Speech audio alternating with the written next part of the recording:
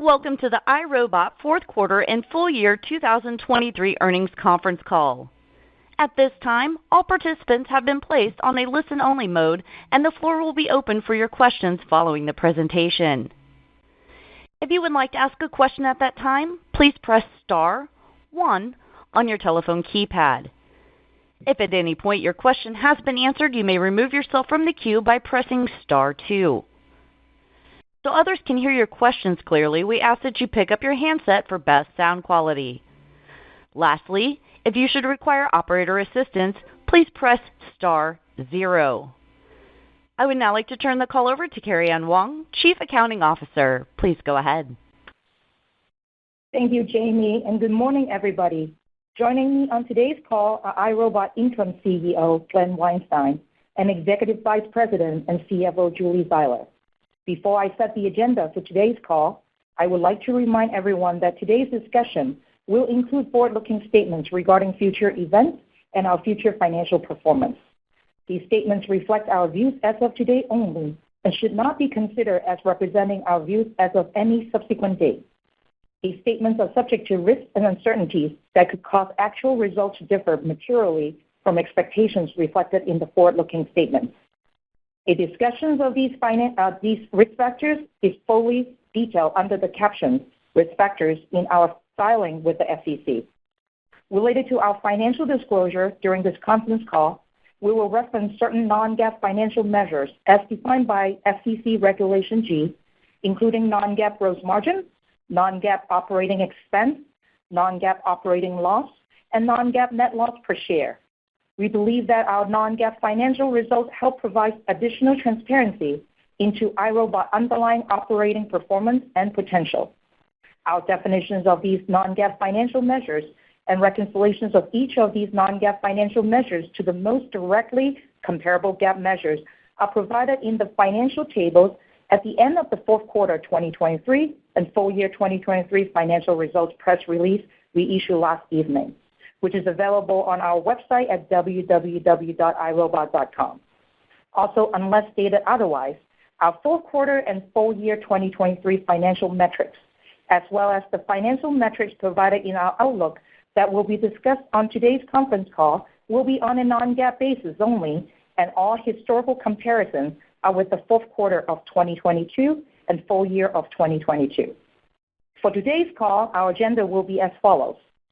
Glenn will briefly cover the company's quarterly and annual financial results, review important strategic milestones, and outline our expectations for 2024.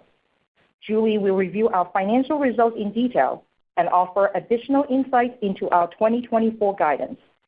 Glenn will conclude our commentary with some closing remarks about prospects over the longer term.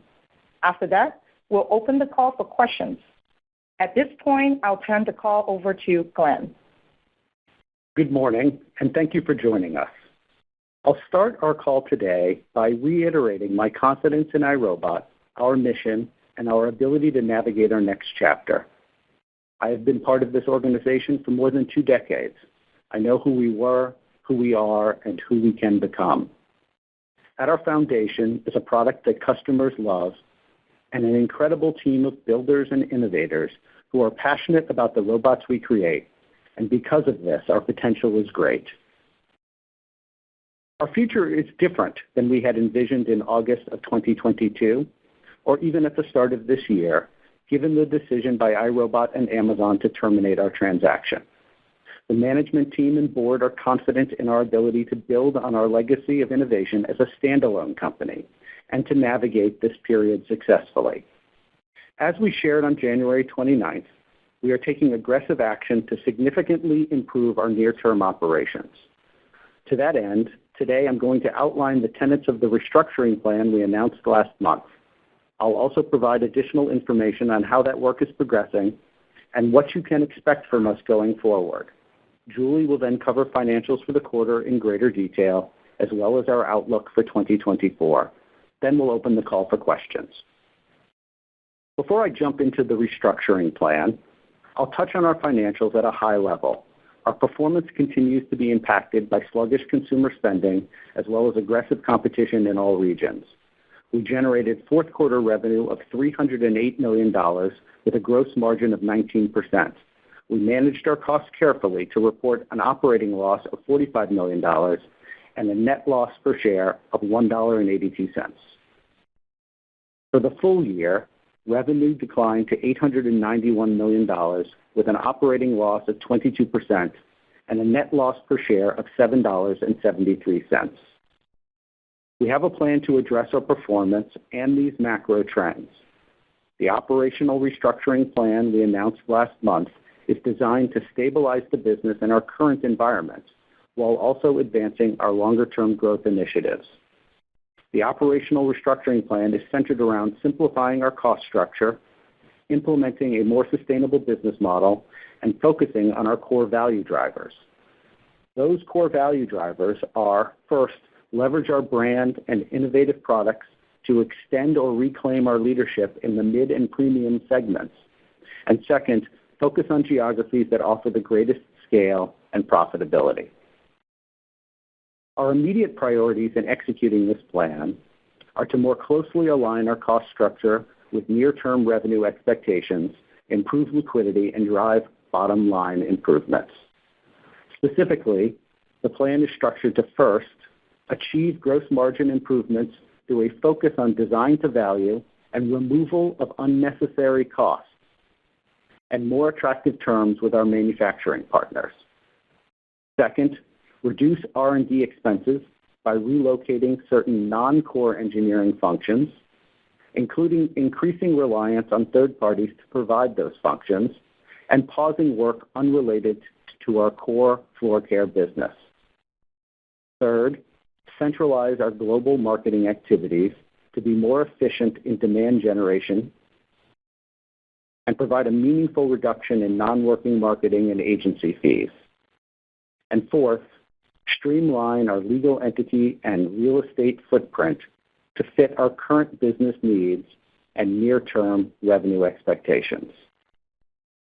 The cornerstone of our gross margin improvement plans, which we have been working on for nearly a year, is a new relationship paradigm with our contract manufacturers, both existing and new. We are relying on the expertise of our contract manufacturers to a greater extent than we have in the past, taking advantage of a matured supply chain and expertise in design for manufacturing and flexibility in components. This shift, along with competitive bidding of our design packages, is a key component in unlocking an approximately 9.5 to 11.5 percentage point improvement in full year 2024 gross margin. We expect to see the benefit of these improvements in the P&L primarily in the second half of the year as the higher cost products are moved out of inventory, and we benefit from new products released during the year that have lower costs than the products that they will have replaced. We have more work to do, but we anticipate a gross margin of between 32 and 34% in fiscal 24.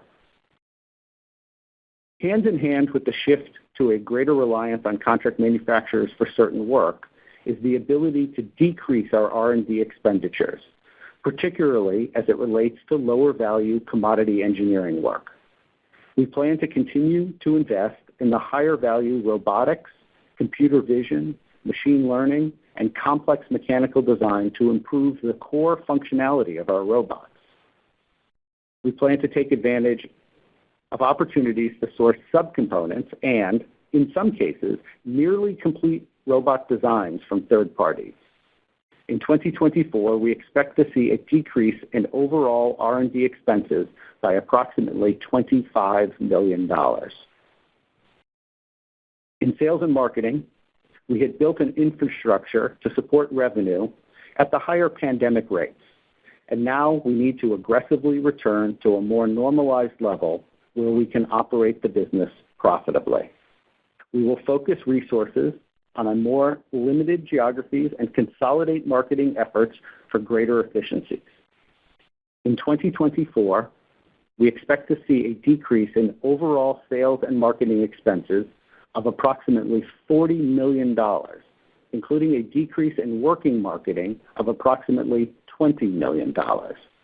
While this might put pressure on our revenue in the short term, we are returning to a more disciplined approach to demand generation.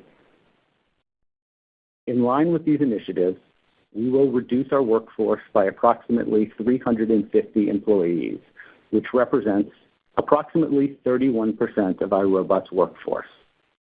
These reductions are expected to result in restructuring charges totaling between $12 and $13 million, primarily for severance and related costs, over the first 2 quarters of 2024. We are in the final planning stages for these difficult actions and expect to begin implementing these changes beginning in early March. As previously announced, we have engaged a Chief Restructuring Officer, Jeff Engel, to oversee these initiatives, and he is reporting directly to both the Board of Directors and me. Jeff is fully empowered to make not only these necessary changes, but to scour our cost structure and look for opportunities for savings and efficiency improvements. Liquidity and careful cash management are our top financial priorities. We anticipate a significant improvement in our 2024 cash flow from operations compared with full year 2023, and anticipate generating modest positive cash flow from operations in both the third and fourth quarter of 2024. We have always had an amazing team of builders who are eager to identify problems and create solutions. We recognize the importance of our people. They are vital to the success and growth of the company, and we appreciate their ongoing hard work and dedication. While the financial actions we are taking are essential to the near-term operations of the business, they are not being taken at the expense of advancing important work on growth initiatives. As we shared last month, we have made the decision to focus our innovation and development efforts on iRobot's key revenue generators, pausing all work related to non-floor care innovation. Our focus is on executing the near-term plans and moving quickly and decisively to continue to delight customers. We are laser-focused on the initial impressions of our new customers. We know that the first experience of taking our products home, unboxing, and performing the initial setup routines and creating the first maps and schedules are an important foundation for longer-term usage and customer satisfaction. Additionally, we continue to enhance our go-to-market playbook, which focuses the business on iRobot's most profitable customers, geographies, and channels, including our growing direct-to-consumer channel, while rebalancing our spending mix between price, promotion, and demand generation to optimize returns. We believe it is important to meet our customers at the locations where they want to discover and purchase our products. We will retain an omni-channel presence in our large markets, while further leveraging existing and new distributor partners in smaller geographies. Our direct-to-consumer channel continues to be an area of focused investment, ensuring it is the easiest place to buy and own a Roomba. We expect that this channel will grow approximately 5% in 2024 and represent approximately 20% of total revenue. We have an iconic brand that people love. Our marketing efforts will support key retailers in stores and online to deliver the premium experience that our customers expect and deserve. In the near term, we are taking the necessary actions to stabilize the business, improve liquidity, and focus on bringing innovative products to our customers. We are confident in our ability to build on our legacy of innovation as a standalone company and to navigate this period successfully. Now I'll hand it over to Julie to discuss financials. Thank you, Glenn. As Carrie Ann mentioned earlier, my review of our financial results and outlook will be done on a non-GAAP basis. So unless stated otherwise, each mention of gross margin, operating expense, non-operating expense, operating loss, other expense, and net loss per share will mean the corresponding non-GAAP metric. All quarterly comparisons are against the fourth quarter of 2022, and all full-year comparisons are against 2022 unless otherwise noted. iRobot's fourth quarter 2023 revenue declined 14% to $308 million. Our performance was disappointing across all regions, driven by demand gaps and higher promotional and pricing support. Many retailers in EMEA and North America continue to carefully manage their inventory as part of their ongoing efforts to rebalance inventory levels amid relatively sluggish consumer spending on a range of categories, including robotic floor care products. The overall market conditions continued to be challenging, and we continue to see increased competition in EMEA, Japan, and the U.S. throughout 2023. Geographically, in the fourth quarter, EMEA declined 5%, Japan declined 19%, and the U.S. decreased 20%.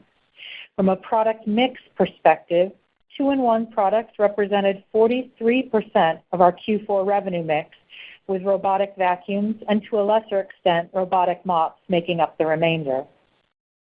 Accessory revenue in the fourth quarter grew 18% over the prior year and represented approximately 7% of total revenue. Our fourth quarter D2C sales declined 9% versus prior year, with flat growth in North America offset by declines in EMEA and Japan. In the fourth quarter, our D2C revenue represented 21% of total revenue. Our gross margin of 19% in Q4 declined 5 percentage points from the prior year. The year-over-year decrease primarily reflected 6 percentage points associated with higher pricing and promotion, 2 percentage points associated with suboptimal absorption of fixed operational costs, and 2 percentage points associated with higher losses related to purchase commitments with our contract manufacturers and higher excess and obsolete inventory write-downs. These factors were partially offset by a 4 percentage point benefit of lower product cost of sales and transportation costs. We reduced our fourth quarter 2023 operating expenses by 30% to $104 million, representing 34% of revenue. The decrease primarily reflected disciplined spending during the quarter across the board, with the biggest drivers being reduced working marketing spending as a result of lower revenue, people-related costs associated with previously announced restructuring efforts, and other discretionary spend. Our Q4 operating loss was $45 million. Fourth quarter non-operating expense was $5 million, reflecting interest expense associated with our term loan. This was partially offset by interest income on cash balances. Our fourth quarter net loss per share was $1.82. From a full-year perspective, 2023 revenue declined 25% to $891 million. Geographically, we generated 48% of our revenue in the U.S., where revenue declined by 30%. International revenue declined by 19%, with EMEA decreasing by 11% and Japan declining by 21%. 2023 gross margin of 22.5% declined 7 percentage points from 2022. The full-year decline was impacted 5 percentage points associated with pricing and promotions, and 4 percentage points related to fixed costs across a lower revenue base. This was partially offset by improvements in product costs, transportation rates, and channel mix.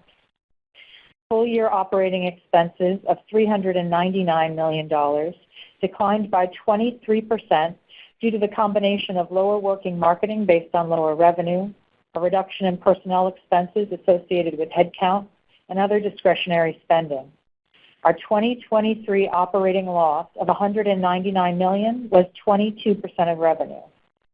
We reported 2023 non-operating expense of $13 million and a net loss per share of $7.73. We ended 2023 with $185 million in cash and short-term investments, a decline of $5 million from the end of Q3. The timing of certain working capital levers impacted the quarterly usage and generation of cash from operating activities during 2023.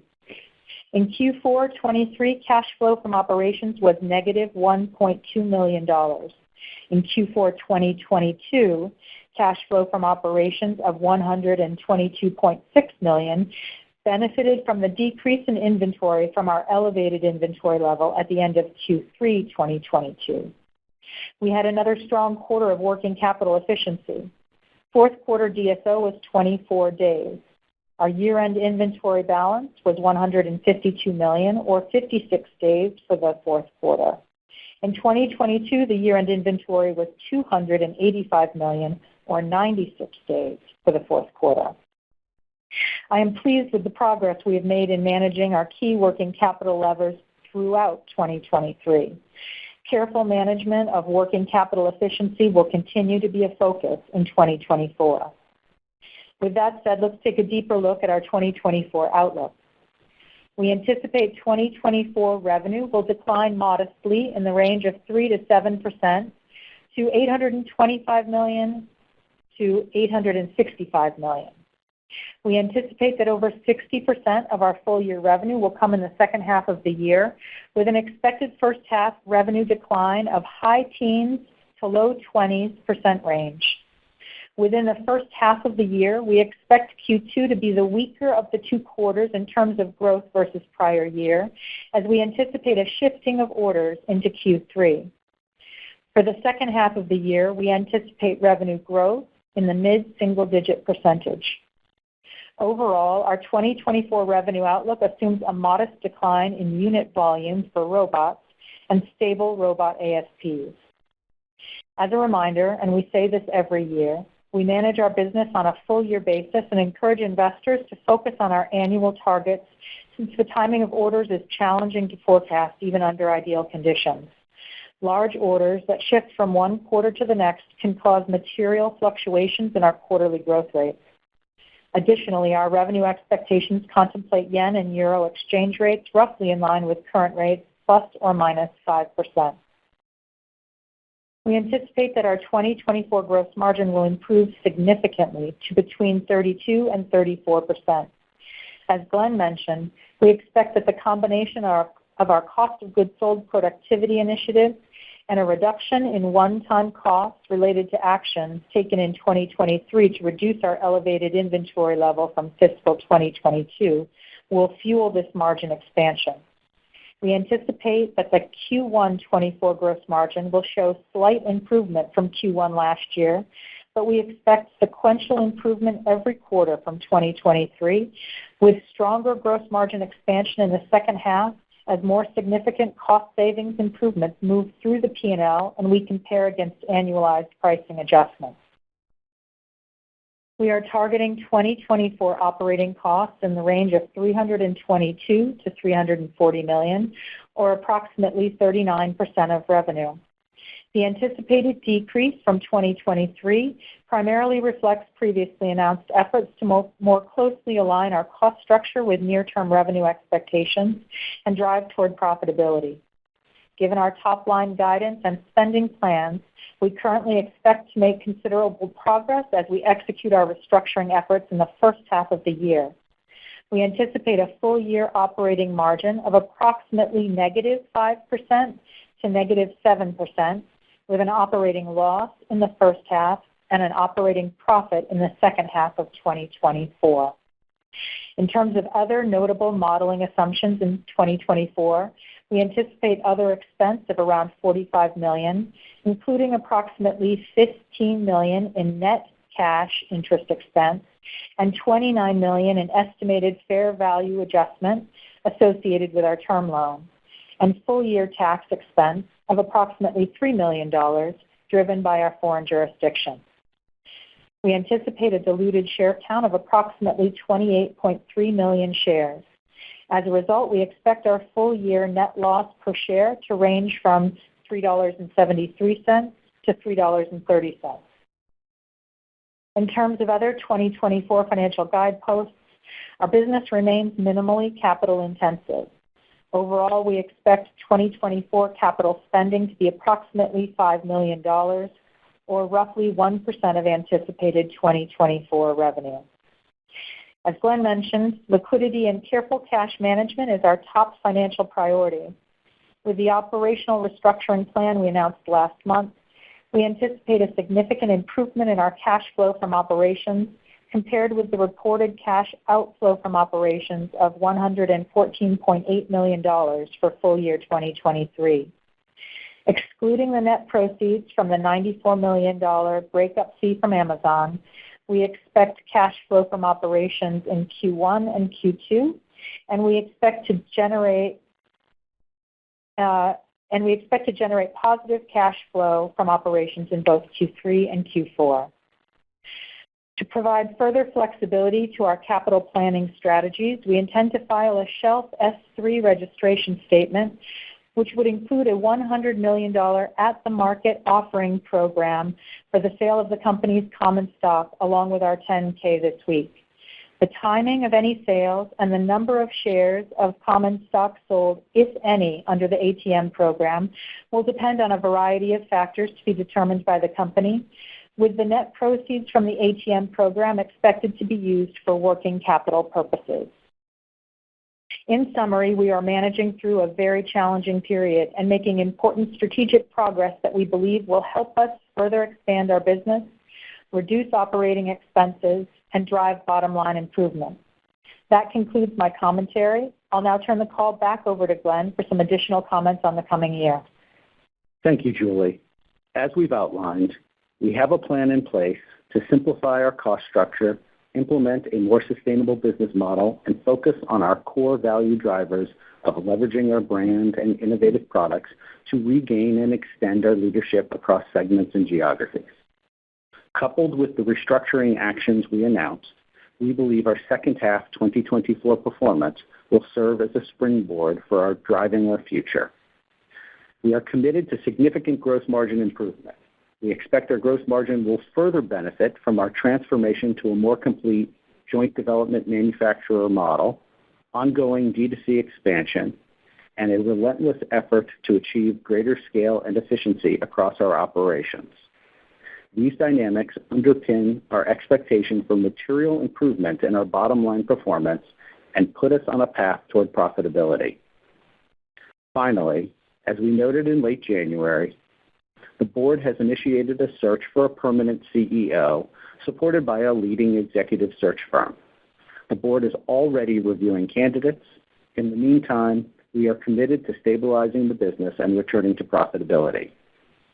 We expect that our success in 2024 will create a foundation that will deliver value for our shareholders, our employees, and our customers. That concludes our remarks. Operator, we're ready to take questions. Thank you. The floor is now open for questions. At this time, if you have a question or a comment, please press star 1 on your telephone keypad. If at any point your question has been answered, you may remove yourself from the queue by pressing star 2. Again, we ask that you pick up your handset when posing your questions to provide optimal sound quality. Our first question will come from Jim Ricchiuti with Needham & Company. Hi, good morning. I just wanted to go through the bridge to the gross margin improvement that you're anticipating. Sorry for the background noise. Looking out to the full year, how much of that is coming from the initiatives you have with the existing, and it sounds like some new contract manufacturers, and maybe what is baked into those assumptions also with respect to price and market share? Sure, Jim. Why don't I take that? So as Glenn laid out in quite a bit of detail, we have programs well underway to drive solid improvements as we go through 2024 in our gross margin. As noted, we expect to show slight improvement in Q1 over the same period of prior year, but sequential improvement every quarter as we go through 2024. Those initiatives are generally driven in a few buckets. The first one is product mix, which is the largest individual piece. As we launch new products that come with a lower cost base and bring those into the market, we expect that we will see improvements in gross margin. We commented in our prepared remarks around fixed costs. There are some expenses that we had in 2023 that we don't expect to continue to have in 24, as well as some of our restructuring efforts around the organization in total. And then finally, there are things like ongoing cost improvements on existing products, as well as taking advantage, as compared to prior year, of improved transportation rates that finally will drive the last big piece of those cost improvements. That's helpful, Julie. And maybe my follow-up question, as we think about the recovery that you're anticipating in revenues in the back half of the year, I wonder if you would comment about the conversations you're having or maybe having with some traditional brick-and-mortar retailers just in the aftermath of the merger agreement being terminated. Sure. Why don't I start, and then I'll let Glenn jump in as well. If you think about the timing and the growth expectations in our quarters, as I mentioned in my remarks, we'd like to point people to our full year targets. What we see sometimes, and we expect to see that again this year, is there can be movement in the timing of certain large orders associated with significant promotional events. And as those move between, as an example, Q2 and Q3, it can drive growth fluctuations. I think the other piece, as we look at our revenue outlook for the year, is we expect to continue to optimize certain channels, particularly internationally, and that underpins as well our outlook in the second half. Yeah, and Jim, I'll add, I know that we have, after we announced the transaction with Amazon in the summer of 2022, we had some retailers exit business with us, both domestically and internationally, because they viewed Amazon as a particular competitor. With the announcement of the termination, we have begun conversations with those retailers to re-enter their stores, and we hope that is something that we'll be able to announce as the year goes on. Got it. Thanks very much. We'll go now to Asiya Merchant with Citi. Great. Thank you for taking my question. Julie, if you can just, again, walk us through, why the first half is weak. I guess the second half strength that you're seeing in margins, and obviously all the cost initiatives. But can you walk us through why you think the first half should be so much weaker than the last year? And my understanding was as well, if I'm going back to my notes, that there was orders that had shifted into for Prime again into the back half of the year. So maybe you can just walk us through what you're seeing in the first half that leads to so much pressure still in the first half. And then my other question was just on the OpEx initiatives that you've identified. Should we assume that this is still obviously going through some analysis here? Should we expect more to come, or is this sort of how you think the full year is going to play out, with the majority of the expenses being taken out, let's say in the first quarter or definitely by the first half? Thank you. Sure. Thank you, Asiya. So as I think about the seasonality of our revenue in 2024, and you pointed to a couple of things. Every year we see there can be shifts of certain large orders, and we expect some of that will happen first half versus second half of this year, which plays into our expectations around growth rates. I think the second piece of it, as I mentioned, is Glenn touched on some conversations with certain customers. I think also the we've talked in our prepared remarks about our optimizing our channels. And as we work through that, we expect to see an improvement in performance, particularly internationally, in the back half of the year. On the OpEx, so first of all, what we have explained is our year-over-year improvements, and we think our exit rates will be better than just looking at the year-over-year amount. There's always more efficiencies to look for. Specifically on your question, I think the majority of the restructuring will be done in Q1, some in Q2, with the vast majority happening in the first half of the year.